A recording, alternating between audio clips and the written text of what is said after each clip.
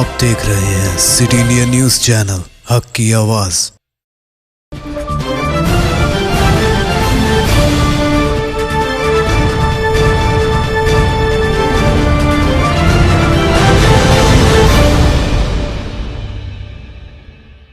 अस्सलाम वालेकुम नाज़रीन, सिटी इंडिया न्यूज़ के रियासती खबरों के बुलेटिन में मैं हूं नौशीन।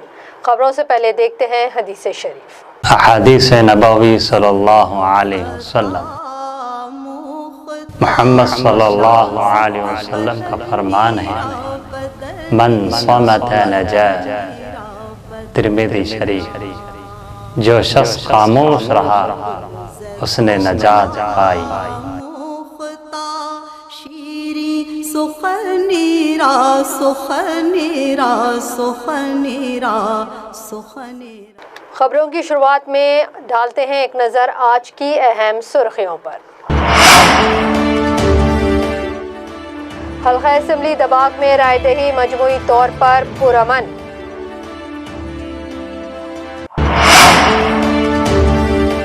कांग्रेस पार्टी की जानिब से किसान मुखालिफ कवानीन के खिलाफ कांग्रेस की दस्तखती मुहिम का आगाज। और मुख्तलिफ तंजीमों की जानिब से सैलाब मुतासरीन में आज भी की गई राहत पैकेज की तक़सीम। रुख करेंगे तफसीली और अहम खबरों की जानिब। दबाग हल्का असेंबली में आज ज़िमनी इंतखाबात के ज़िमन में रायदही हुई। जुमला 315 रायदही के मराकज़ में 98,000 से ज़ायद रायदहिंदों ने उम्मीदवारों की किस्मत का फ़ैसला किया है। तमाम मराकज़ पर कोविड क़वानीन को मलहूज़ रखा गया। शख्सी फासले का भी यहाँ ख्याल रखा गया। रायदहिंदों की दर्ज हरारत की जाँच की जा रही थी। बहैसियत मजमूए आज की रायदही पुरअमन रही है और जुमला 15 उम्मीदवारों के मुस्तक़बिल का वोटिंग मशीन में बंद हो गया है।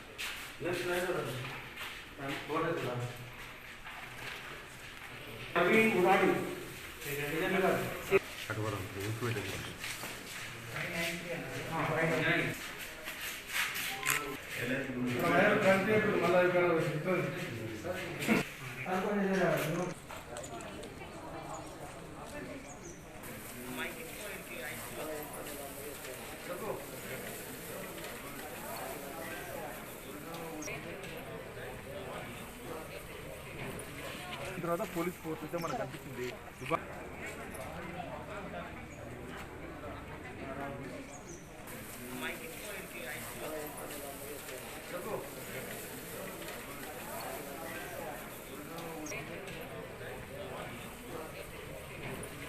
తర్వాత పోలీస్ ఫోర్స్ అయితే మనకు కనిపిస్తుంది.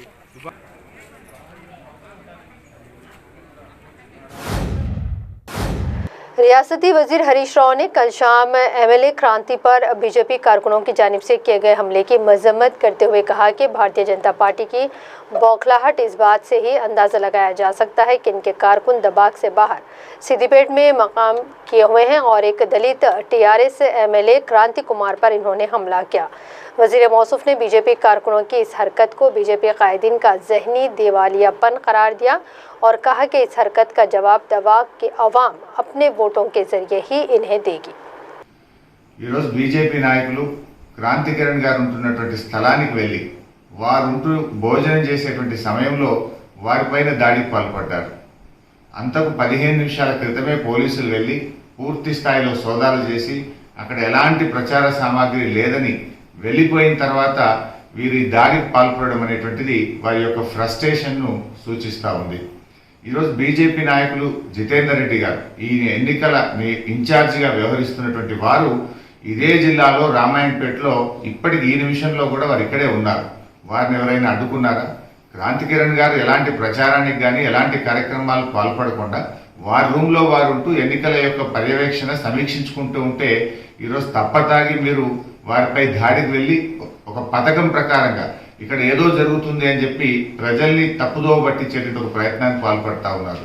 నిన్న మొన్న నోట్ల కట్టలతో నగ్నంగా దొరికిపోయి తల ఎక్కడ పెట్టుకోవాలో తెలియనటువంటి పరిస్థితుల్లో మీరున్నారు. మొన్న పోలీసుల మీద రౌడీల్లాగా వ్యవహరించి పోలీసుల చేతుల్లో డబ్బులు లేకపోవడం, ఈరోజు తప్పతాగి గుండాలాగా ఒక దళిత ఎమ్మెల్యే మీద దాడికి పాల్పడడం మీ యొక్క సంస్కృతిని సూచిస్తూ ఉంది. సరే, ఏది ఏమైనా మేము అంతకు ధీటుగా సమాధానం చెప్పగలుగుతాం. కానీ ప్రజాస్వామ్యం మీద నమ్మకం ఉంది. ఎన్నికల చివరి రోజు ఇప్పుడు సంయమనంతో వ్యవహరించి అందరూ కూడా ఎన్నికల ప్రక్రియ సజావుగా జరిగే విధంగా చూడాలని చెప్పి నేను కోరుతున్నాను. మొన్న గోబల్స్, నిన్న జూటాలు, ఈరోజు కుట్రలు, దాడులు, మీరు ఎన్ని ప్రయత్నాలు చేసినా కూడా ప్రజల ఆదరణ रियासती कांग्रेस कमेटी की जानिब से किसानों की दस्तखती मुहिम का इंचार्ज रियासती कांग्रेस मानकम ठाकुर ने आज ज़िले महबूबनगर के कोटाकदरा में इफ्तिताह अंजाम दिया है। इस मौके पर इन्होंने कहा कि मरकज़ की जानिब से बनाए गए मुखालिफ किसान कवानीन की बर्खास्तगी तक कांग्रेस पार्टी किसानों के शाना बशाना ये लड़ाई लड़ती रहेगी। उन्होंने कहा कि सारी रियासत तेलंगाना के किसानों से 50 लाख दस्तखतें वसूल करते हुए गवर्नर तेलंगाना को बतौर याददाश्त हवाले की जाएंगी। आज के इस प्रोग्राम में सदर ज़िले कांग्रेस उबैदुल्ला कोतवाल, साबिक़ रियासती वज़ीर जी चिन्ना रेड्डी, साबिक़ MLA वंशी चंद्र रेड्डी, मोतमदीन रियासती कांग्रेस संपत कुमार, NP वेंकटेश एडवोकेट, हर्षवर्धन रेड्डी, जी विनोद एडवोकेट, लक्ष्मण यादव व दीगर मौजूद थे।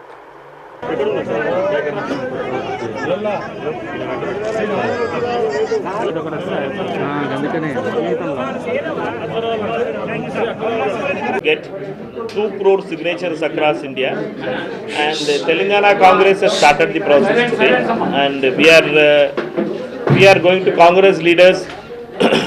40 leaders are going to 559 mandals, and each mandal is going to have a 20 Raita Mitras who are going to approach to 100 farmers to explain to them about the failure of Modi government as well as the government led by Mr. Chandrasekhar Rao in the state.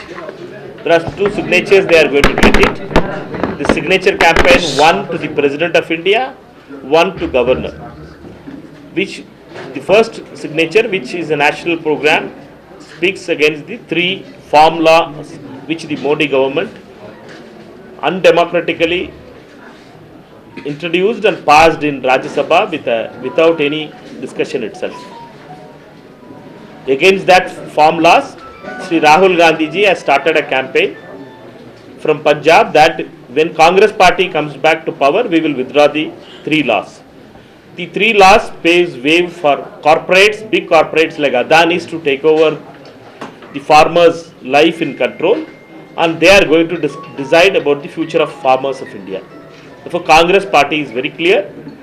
Wherever Congress government is there across India, Punjab, Chhattisgarh, Rajasthan, Pondicherry, we are calling for special session to pass 3 more bills. State governments are passing 3 more bills. That 3 bills are going to stop the national bill. Therefore, we are asking Telangana Chief Minister Sri Chandrasekhar Rao, if he is really interested in the farmers, genuinely interested in farmers' welfare, he should call the session and pass 3 bills which Chhattisgarh Assembly as well as the Rajasthan Assembly as well as Pondicherry Assembly and Punjab Assembly. First, Punjab government started it. Therefore, we doubt the sincerity of Mr. Chandrasekhar Rao. Chandrasekhar Rao has a very good understanding with Modi and Amit Shah in Delhi, and they are same coin. They are 2 sides of the same coin, TRS and BJP. In Delhi, they have a very good equation, and TRS is the emergency number for BJP's. Whenever they are in trouble in Delhi, in Rajya Sabha, only TRS helps them outrightly. Therefore, but here TRS Chief Minister Chandrasekhar Rao speaks double language. He continues with his double speak. In Delhi, Mr. Amit Shah and Modi and Chandrasekhar Rao eats in one plate in biryani. We are on the process to explain that to people. And Congress leaders in the next 10 days will be approaching 12 lakh farmers across Telangana. I had started that in the Mandal, Kodikadra Mandal in village and Mehbubnar Mandal, and with the Narasimha Reddy ji's Mandal. Narasimha Reddy ji has appointed 20 Raitu Mitras who are going to 100 more farmers to explain to them. Dubbak Congress उम्मीदवार चिरुगु श्रीनिवास रेड्डी ने police headquarter में एक शिकायत दर्ज करवाते हुए कहा कि सोशल मीडिया और कुछ वेब चैनल्स पर उनके टीआरएस में शामिल होने की झूठी खबरें गश्त करवाई जा रही हैं और इस तरह इन्हें नुकसान पहुंचाने की कोशिश की जा रही है। इन्होंने एक फहरिस्त पुलिस के हवाले की है और इसमें मौजूद सोशल मीडिया ऑपरेटर्स और वेब चैनल्स के खिलाफ कार्रवाई का मुतालबा किया है। रियासती कम्युनिस्ट पार्टी के जनरल सेक्रेटरी चाडा वेंकटेश्वर रेड्डी की क़यादत में कम्युनिस्ट कायदीन का एक वफ़द दफ्तर जीएचएमसी में मेयर जीएचएमसी बोंतु राममोहन से मुलाकात करते हुए एक याददाश्त इनके हवाले की गई है। इस याददाश्त के रौ से मेयर से मुतालबा किया गया है कि मूसा नदी और शहर के दीगर झीलों और तालाबों के तहफ़्फ़ुज़ और उनके अतराफ तामीर गैर मजाज इमारतों को बर्खास्त करने का इन्होंने मुतालबा किया। पेश है हमारे नुमाइंदे मोहम्मद वाजिद की ये रिपोर्ट।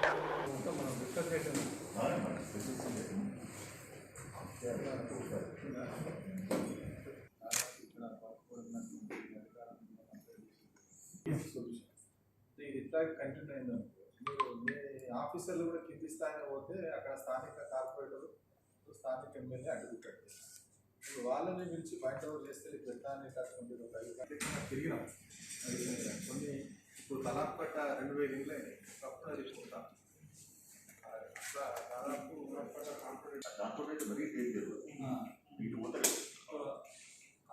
ఇట్లా అంటే దాదాపు 20 చెరువులు పోయినాయి. ఈ ఉన్నాయి కూడా రక్షించుకోకపోతే అలానే ప్రభుత్వం కబ్జా చేసి కట్టడానికి ఇంకా మారింది అనేటట్టు మహాత్మా గాంధీ బస్ ఎక్కువ అనే మెట్రో రైల్ అనే లైన్గా దాదాపు చరిత్ర జీరో అబ్స్ట్రక్షన్ కూడా కాదు, లోన్ అబ్స్ట్రక్షన్ లేకుండా పోదామంటే కూడా ఎన్టీటీ ఒప్పుకోలేదు। भारतीय जनता पार्टी के रियासती जनरल सेक्रेटरी बंगारू श्रुति ने आज भारतीय जनता पार्टी के रियासती दफ्तर में एक सहाफ़ती कॉन्फ्रेंस को मुखातिब करते हुए कहा कि रियासत में ख़वातीन महफूज नहीं हैं। इन्होंने कल एक लड़की की आबरूज़ी का जिक्र करते हुए कहा कि पिछले 2 माह में ऐसे कई वाक़यात रौनुमा हुए, लेकिन इन तमाम वाक़यात में लड़कियों की इस्मत रेज़ी की गई और इनको कत्ल किया गया है। बंगारू श्रुति ने कहा कि क़याम तेलंगाना अलहदा रियासत तेलंगाना के मौके पर केसीआर ने वादा किया था कि वो तेलंगाना को एक सुनहरी तेलंगाना में तब्दील कर देंगे। क्या यही बंगारू तेलंगाना है जिसमें ख़वातीन का कोई तहफ़्फ़ुज़ नहीं है? युवती केवल 20 साल के युवती के साथ अत्याचार हुआ है और उसको ब्रूटली मार दिया गया है।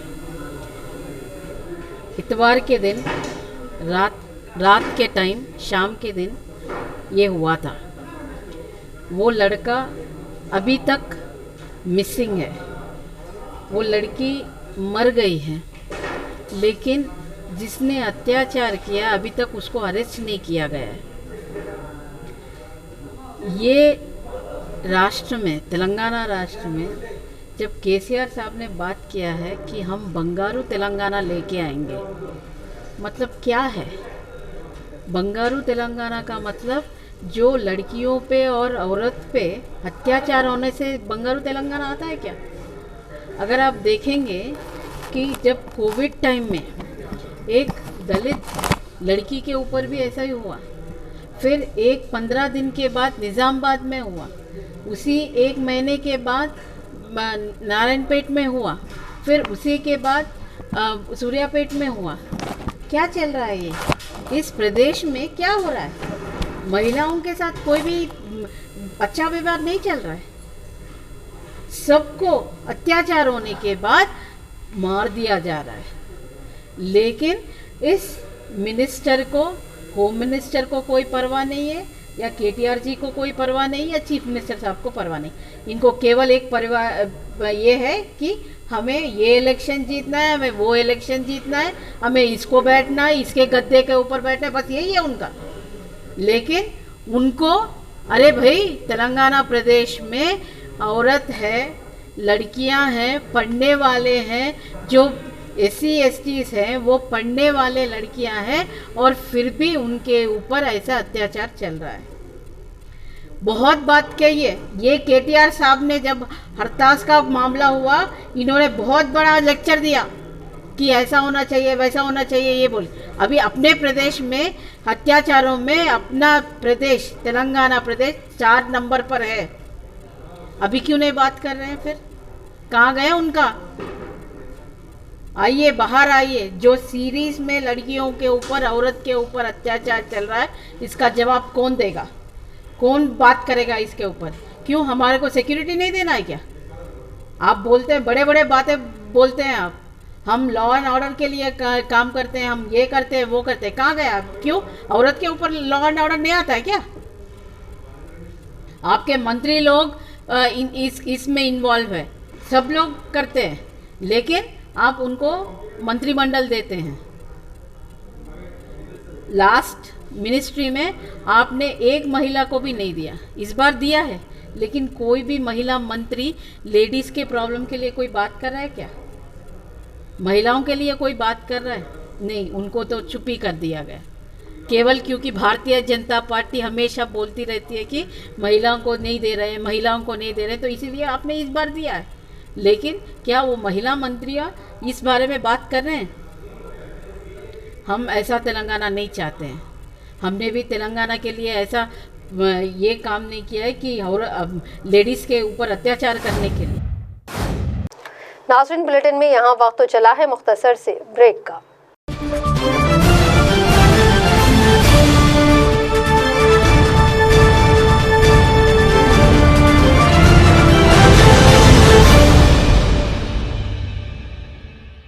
ముందు ఇట్లాంటి కార్యక్రమాలు మా ట్రస్ట్ వ్యవస్థాపకుడు మౌలానా మొహమ్మద్ నయీం కసర్ గారి